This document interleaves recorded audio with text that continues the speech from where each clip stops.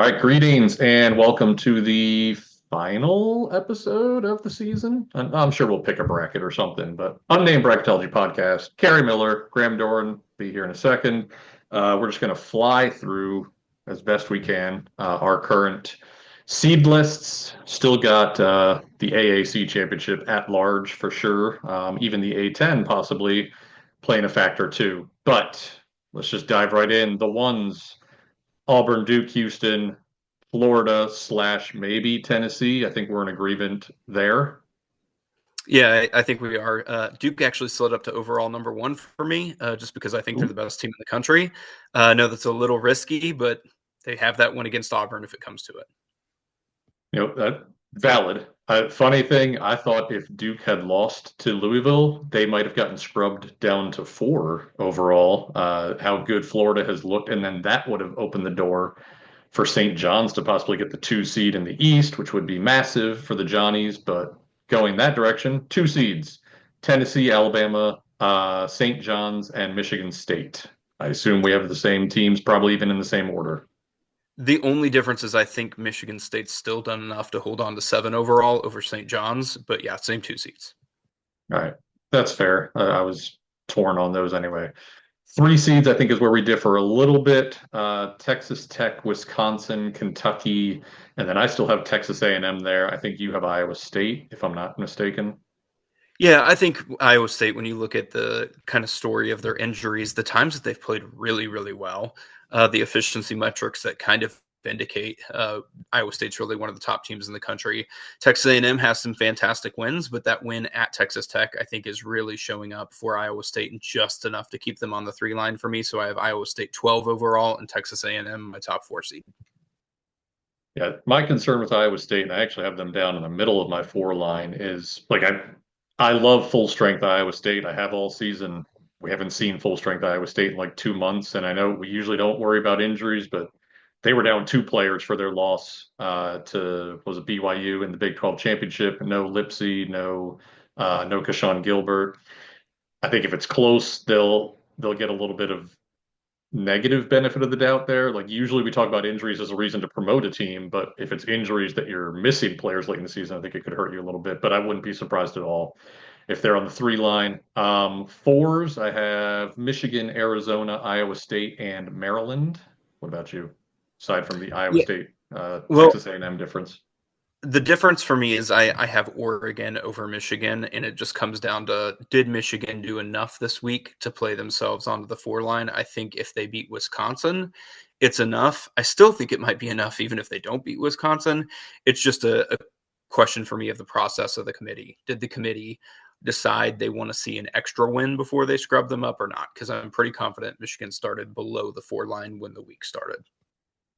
I agree. I think they were a 5, and I think they've played their way up. I don't think Oregon's loss to Michigan State necessarily dropped them so much as Michigan bypassed them.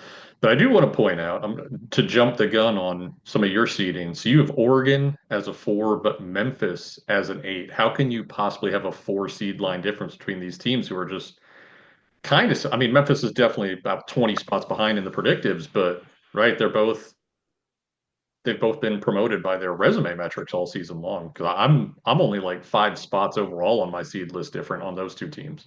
Yeah, I would say the difference for me is I think this year the 5 seeds and the 4 seeds are pretty weak in comparison to most years, whereas I believe the sixes and the sevens are extremely strong compared to most years. So that's kind of the difference. Is I think Memphis should be a 6 seed, but I don't think there's enough spots there. And then with Oregon, I think they should be a 5 seed, but I think somebody's got to go on the 4 line. I'm not overly impressed with Michigan either. I think it's really a call between which of these teams that's maybe not quite 4 seed quality has the wins to get there. And for me, it's just a process thing. I don't know if Michigan's done enough to scrub up beyond Oregon yet. Certainly they will if they win today. If they lose, I don't know if a 10-loss Michigan team's getting on the 4 line. Yeah. I agree with the sentiment, and I'm pretty sure we've said it all season long. There are about 18 5 seeds and 6 seeds this year. Going to the 5 line, I have Oregon, Purdue, Clemson, BYU. I don't think you're that high on BYU, are you? I think I have BYU up there at the top of the sixth line. I just think the difference for me, and it's really actually very simple.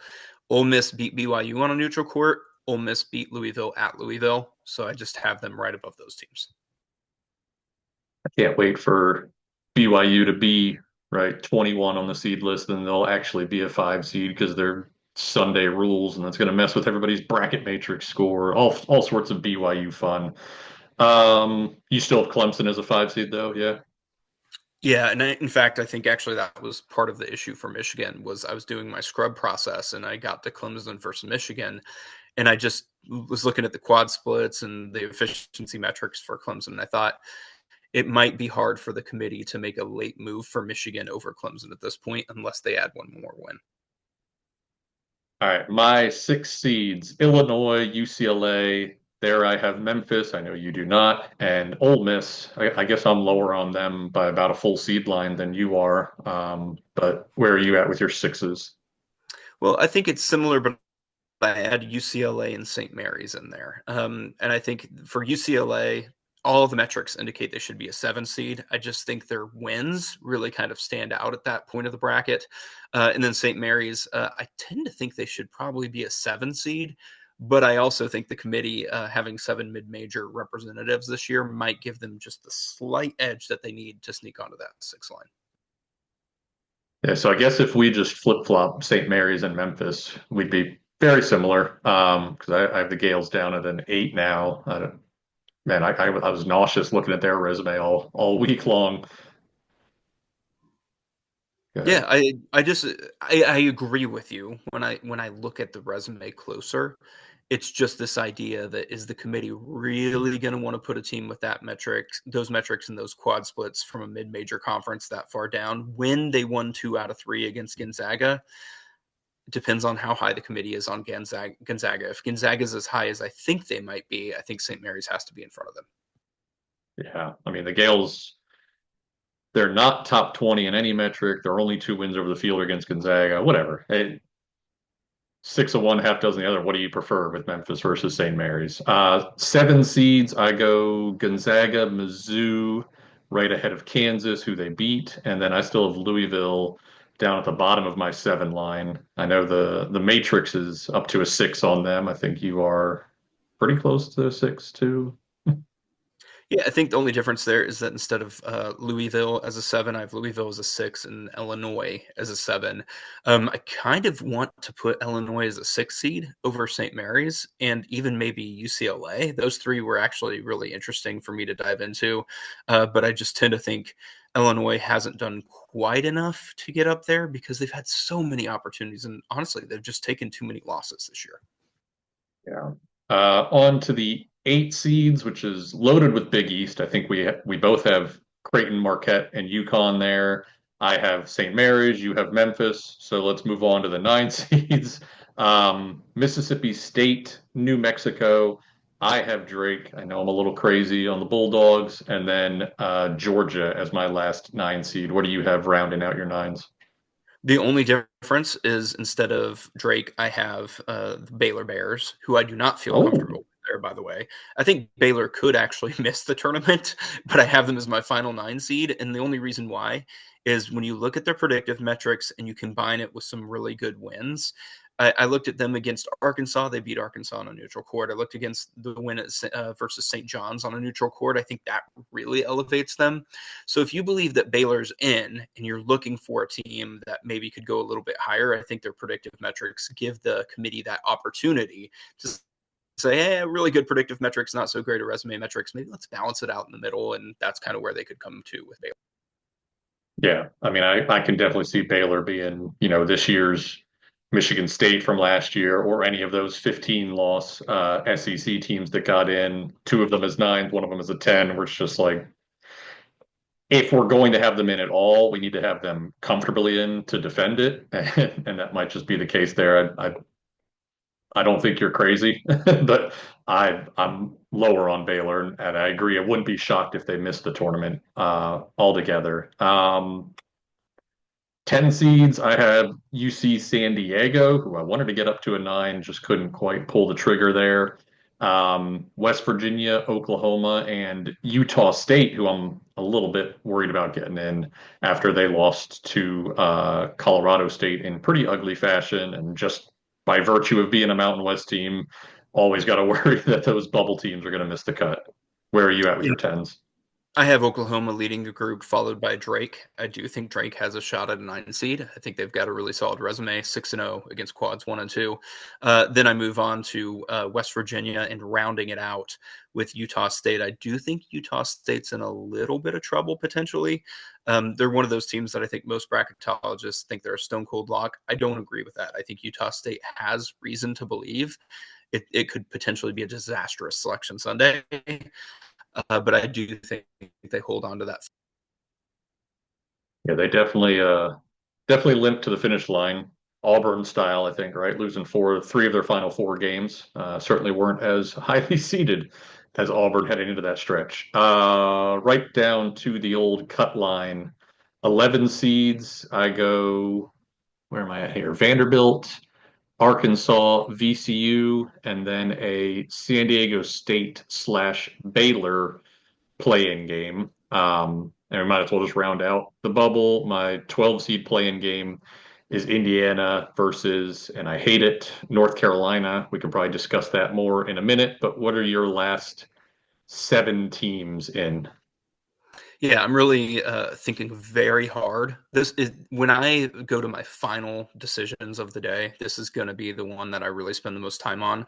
I had Vanderbilt and Arkansas in that exact order to start the 11 line, and I've decided because Vanderbilt lost at home to Arkansas, I'm going to scrub Arkansas out of the play-in game and put Vanderbilt in against San Diego State. I just think the fact that they're literally right next to each other on the seed list is a reason for the committee to scrub Vanderbilt.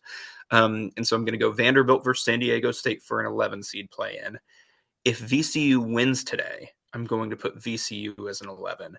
And where I'm really struggling with, and I'm thinking a lot about, is where do I think Indiana is in particular versus UC San Diego? And why I think this is so incredibly important is because if UC San Diego is above Indiana, I think Indiana and Xavier play on the 12 line. If if Indiana is above UC San Diego, then I think UC San Diego gets shipped to the 12 line and Xavier gets pulled up from a true 12 into that 11 seed playing game. So that's the thing I'm like most really considering today is who do I have above between UC San Diego and Indiana? Because I think it could come down to which of those teams is above, could move a lot of teams around in the bracket. I think Colorado State's a 12 to me. If Indiana is above UC San Diego, what are we even doing here? We're going to have to check on Rocco. He might have an actual heart attack. I mean, I have UC San Diego 9 spots ahead of Indiana. I know I'm higher on the Tritons than most, but yeah, that's crazy to me. That's even a conversation, but it absolutely could be. So, and here's where I'm running into an internal struggle here. I think UC San Diego deserves to be above Indiana today. The question for me is, was UC San Diego above Indiana yesterday? Because if they weren't, I could see the committee saying, okay, we're not going to move UC San Diego. They did what they were supposed to do. They keep that same spot that we already had them in. That's the struggle. Are they going to count yesterday's game in favor of UC San Diego and scrub them up from where they had them? Or are they going to just say, that was a solid win. You keep the same spot. We already had Indiana right above. I don't know which way the committee is going to go with that. It's a guesswork situation. But last year, New Mexico won the Mountain West title game, and I really missed on New Mexico because I thought they were going to get up to a 9 seed due to their Mountain West title game. Committee kept them at an 11. Said we don't really care about the Saturday result. You're going to stay where you were. I mean, we all missed everything on the Mountain West, I think, except for San Diego State, which was the only team that they treated fairly last year. Uh, the Indiana UCSD debate would have been very interesting if UC Irvine had won last night. I think that might have been where I was at for the last spot in the field because I do think the Tritons had an at-large case for sure. But if Memphis loses to UAB, and let's be honest, it's going to come down to the last freaking second because it's Memphis, you would have, I'm guessing, Xavier. out, and I would scrub North Carolina out, and then we would be the exact same on our 68 teams in the field. A little bit different order, but it's really just that last spot. It would be a very close call for me between VCU. If VCU loses and Xavier, Mhm. that's the part I don't know is whether VCU is going to lose or not. And the reason why that's such a tough call for me is, in particular, Colorado State is staying a 12 seed for me. VCU wouldn't have a win against the top 12 seed, and they lost to Seton Hall on a neutral court, a team that Xavier and the whole Big East just destroyed over and over again. That might be a tough sell for me, even if VCU looks really good on paper. So the last spot for me is definitely going to come down to either VCU or Xavier if Memphis ends up winning. If Memphis loses, Xavier is out for me. The question is, could VCU potentially stay in beyond that? And I just think it's going to come down to winning the at-large bid, the auto bid at that point, because I think I'm going to stick with Indiana as the final team in if that's where we get to. Yeah, I was conspiracy theorizing a little bit yesterday about, contingency brackets and with both the A10 and the AAC factor here, could it be a situation where they just like build one with either VCU if it loses and Memphis wins, right? Or vice versa if, I don't know. I don't even know how many brackets they're going to build. I don't know how they're trying to do this in advance, even as we do it in like freaking November, trying to do it in advance. But yeah, I think it's those last couple spots like Indiana, North Carolina, they could get scrubbed out just for, if Memphis loses, certainly you got to find a spot for UAB. And if VCU loses to George Mason, I think the A10 maybe becomes a two bid league then that kind of fixes our hatred of the last two teams in the field for us. Yeah, and speaking of the last teams in the field, you mentioned UNC there. I think metrically, UNC looks really good. Wouldn't surprise me at all if they make the tournament. That said, my concern for UNC is not just the quad one record. I know that's what everybody else is concerned with, but the fact that they lost at home to Stanford too. I think that's kind of a red flag on top of a red flag. I don't know that they can get away with two red flags. That's why I like Xavier over them because Xavier's been clean outside of quad one and quad 2A. They don't have a loss in quad 2B either. I think having such a clean resume could get Xavier in. Texas and Ohio State, I think, are very similar. Ohio State actually beat Texas. So I'm not ruling out a shocking inclusion for Ohio State. I think it's possible the committee could Yeah. choose, say, hey, Ohio State and Texas are the same team, both a ton of great wins. The difference is Ohio State won the neutral court game. We're going to put the Buckeyes in over the Longhorns. I could see that happening. But I think ultimately for Texas, the problem is they have 15 losses against the first two quads. I just think they've lost a little bit too many games. And I think the resume metrics agree with that. So I think Texas is out there.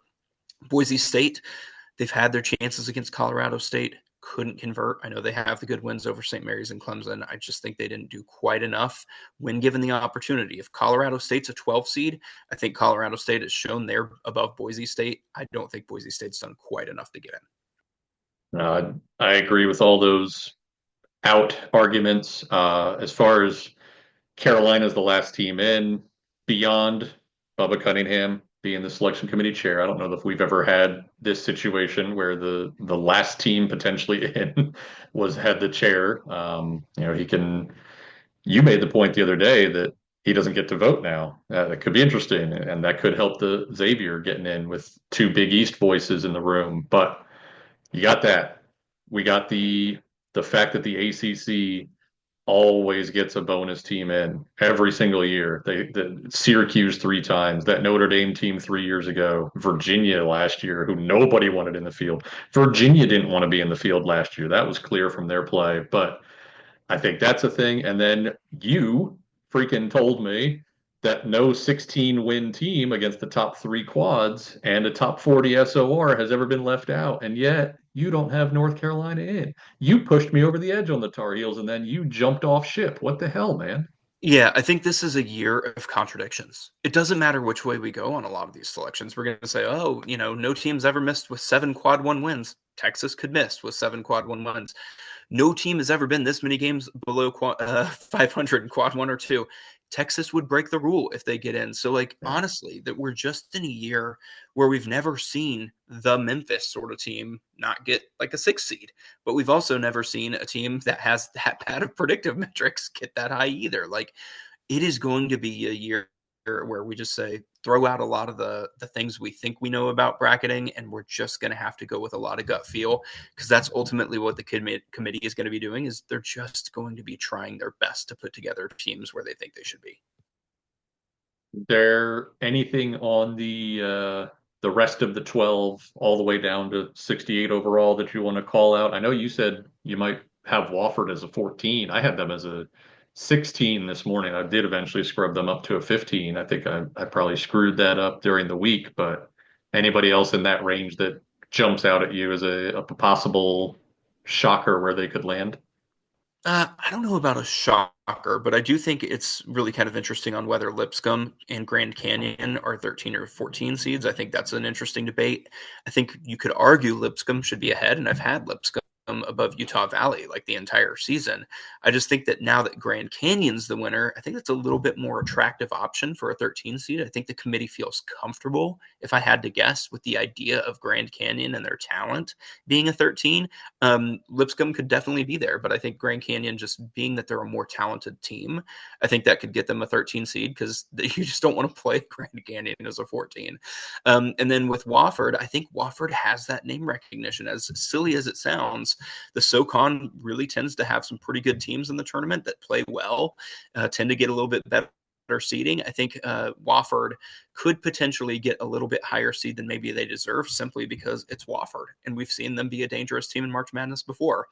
That said, I think Wofford's going to land as a 15, and Montana is going to be the top 15, top of the 15 line, and Robert Morris lands the last 14. The Ooh. reason I have Robert Morris there is they're 2-1 against quads 1 and 2.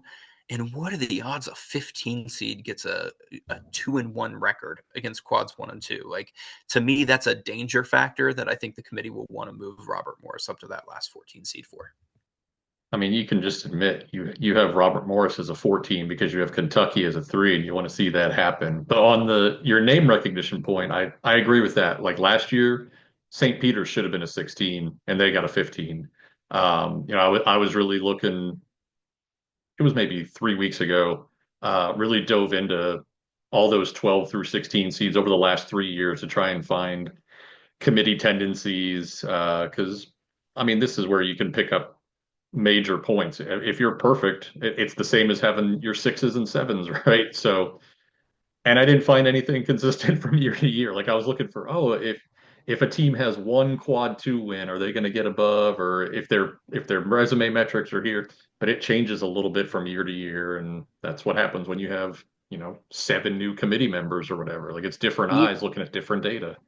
Even in the same year. And I think that's for the mid majors, it's very hard to see them, because oftentimes the committee seems to be like, well, you won this league. And they almost treat the winner more by what league they're in than what that team actually did.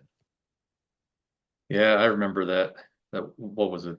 Princeton 2 years ago, winning the Ivy, and there was like, yeah, we'll put them where Yale was supposed to be, or whoever it was. I remember there was something crazy with the Ivy League where we all like tried to scrub something, and they still ended up like they should have been the bottom 15, and they ended up as the top 14 or something crazy because the committee was just like, we're done. 12 seed. They were a 12 seed because that's where Yale was supposed to be. Yeah. All right, let's wrap this up and go. I guess go root for UAB. Help us feel a little bit better about some of these teams that we don't want in the field at all, but some point before Thursday, we'll have to get together and pick a bracket. Hopefully, we can actually get together in person and do that. But until next time, take care, enjoy the hoops. We'll see you next time.